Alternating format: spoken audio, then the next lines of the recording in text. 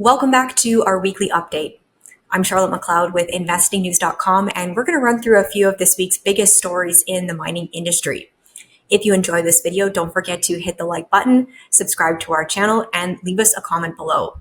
Let's get into it. Another week, another gold price record.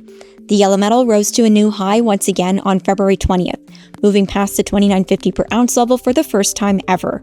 It's becoming increasingly clear that gold is being pushed higher by a strong base of underlying drivers, as well as day-to-day events. Taking a look at this week's key news around gold, headlines have centered on a possible audit of Fort Knox, a U.S. Army installation in Kentucky. Fort Knox reportedly holds 147.3 million ounces of gold, but the last known audit took place in 1953, and in the decades since then, questions have been raised about whether it's intact. The latest audit talk started when tech billionaire Elon Musk responded to a post on X in which a user said it would be great to have Musk look into Fort Knox's gold. Musk responded, "Surely it's revised at least every year." Musk's comment prompted a response from Senator Rand Paul, who's advocated for increased transparency regarding the gold at Fort Knox for years. He signaled support for an audit with his reply, "Nope, let's do it." The idea has gained traction since then, with President Donald Trump quickly getting behind it.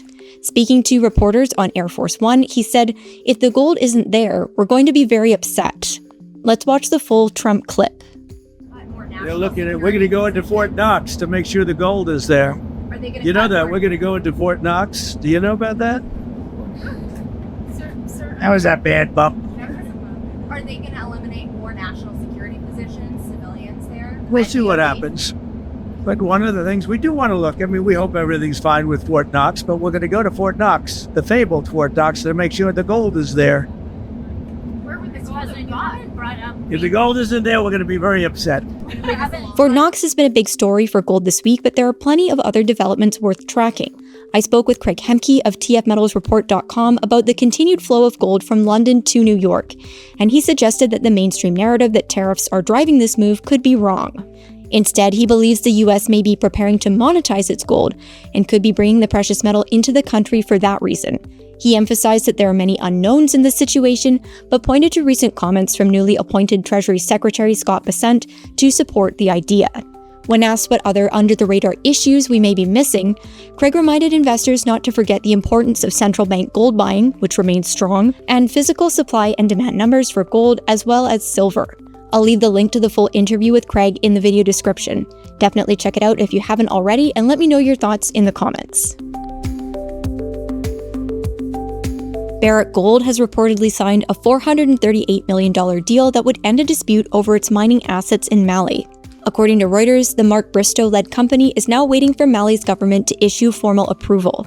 At the time of this recording, the approval had not yet come, but it's possible it will have arrived by the time this video is posted. The dispute between Barrick and Mali has been ongoing for nearly 2 years, and in November it resulted in the suspension of Barrick's Loulo-Gounkoto operation.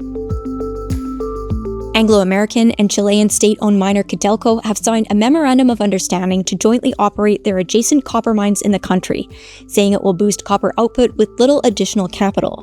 Their joint release states that the arrangement will increase production of the red metal by an average of nearly 120,000 metric tons per year. In total, Anglo and Codelco anticipate generating further value of at least $5 billion before tax. The companies expect to enter definitive arrangements in the second half of 2025. On a similar note, Teck Resources Chief Executive Jonathan Price said in a post-earnings conference call that his company is open to collaborating with Glencore on copper in Chile. Glencore made a bid for Teck in 2023, but ultimately only acquired the company's coal business. Price said he sees potential value in a tie-up between Teck's QB2 mine and Glencore's Collahuasi mine, but couldn't share further details on plans. Thank you for watching. If you like this video, make sure you hit the like button and subscribe to our channel. We'd also love to hear your thoughts, so leave us a comment below.